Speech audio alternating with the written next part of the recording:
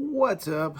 This is a lesson on the Etude Simples by Brouwer, and specifically this is a lesson for anyone that may be visually impaired. And so we are going to take it very slow and very methodically. So you're starting off with low E, so your sixth string open, and then you're gonna answer with a G and a B, so third string and second string open. All right, so it's going to start there, and then it's going to go to an open D, fourth string open. And the lower strings you're going to be plucking with your thumb, and the higher strings you're going to be plucking with your two first fingers, so I and M, all right? And the way that first series of eighth goes is, all right? So you start there, all right? So second set of eighths. You answered the open D with an open G and B, and then you go back to the D. Now after that, you're going to use your fourth finger of your left hand to place it on the fourth string, fourth fret for the F sharp, and then answer that with the open G and B. All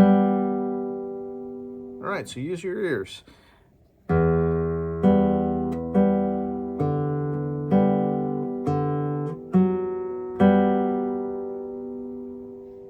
Easy peasy, lemon squeezy, all right? That's the first measure. Going on to the second measure, you're starting with your second finger of your left hand on the second fret, fourth string, which is an E, and then you're answering that with the G and the B open again. That G and the B is very crucial to this piece. For the first 3 lines, you're going to be using that pretty exclusively. So after that E, you're going to answer it with the G and the B, and then you're going to use your first finger to come down to the B on the second fret, fifth string, and then open it up to an open A, fifth string open. All right, so the first series of eighth notes for the second measure is going to be, all right, so E, open G and B, down to the B with the second fret on the fifth string, and then open A. Answer that with the G and the B again, and then place your third finger on the third fret, fifth string. Open G and B again, and then second finger on the B, second fret, fifth string. All right, cool beans. So let's play that and just kind of listen for the changes there. This is the second measure only.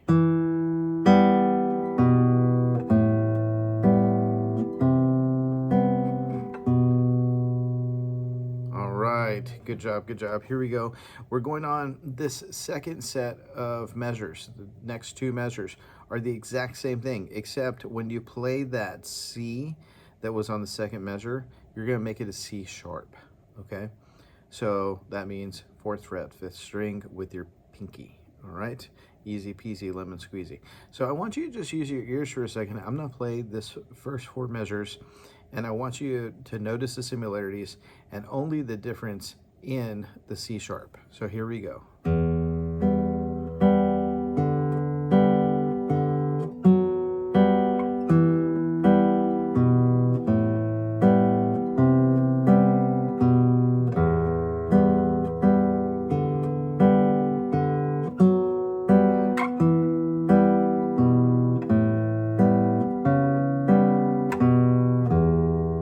Nice. All right, so you notice that C sharp.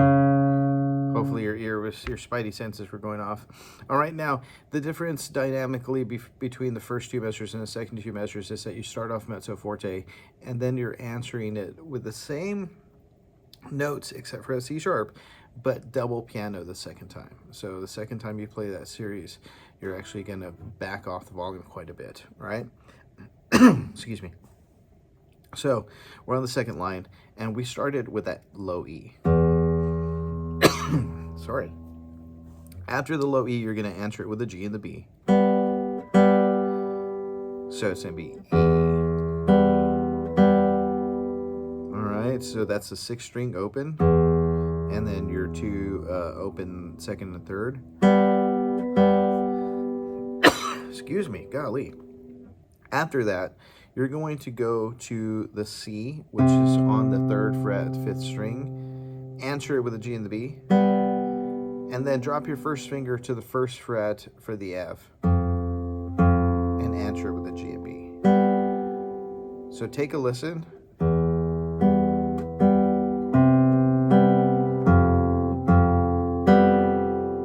All right, very nice, very nice. One more time.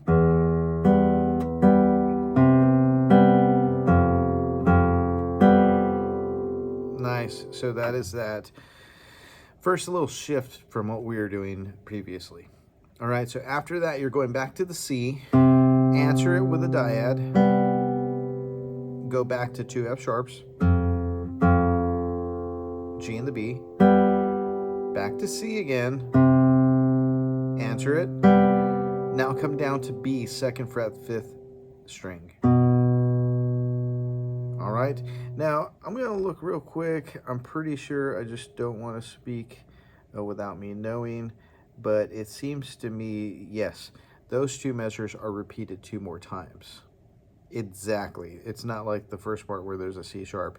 It's an exact replication. All right, so here we go. Just listen for this real quick.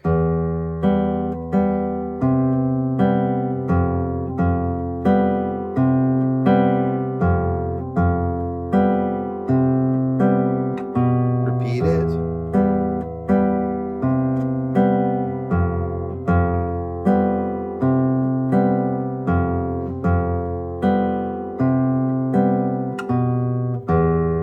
Nice. So you start that next measure with a low E, right?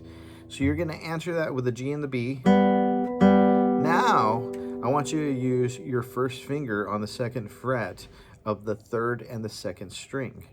So those 2 open notes that you've been playing, the G and the B for a while, you're going to use those same 2 strings, but you're going to bar your first finger to the 2nd fret. And it's going to be an A and a C sharp.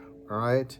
Now, after that, you give 2 low A's, open 5th string, and then you're going to go to the G, which is the 3rd fret. All right, so 2 A's, 2 G's. Now listen to that real quick, just that one measure.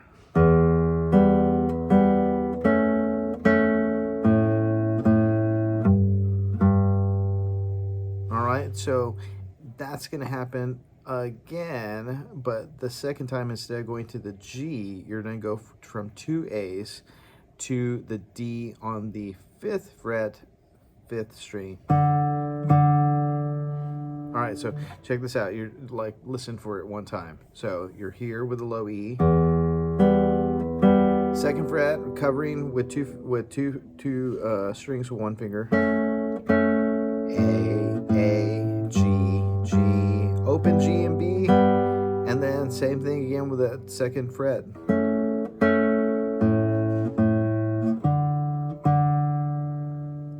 Okay, now after that, you have an open G and open B.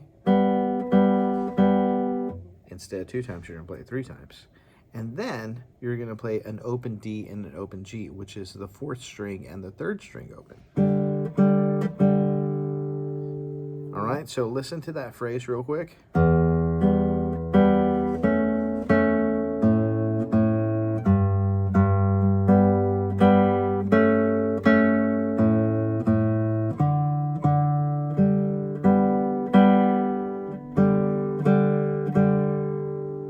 Easy peasy lemon squeezy. We're going to take those first 3 lines, and then I'm going to make a separate video for the next little section. All right, here we go from the top.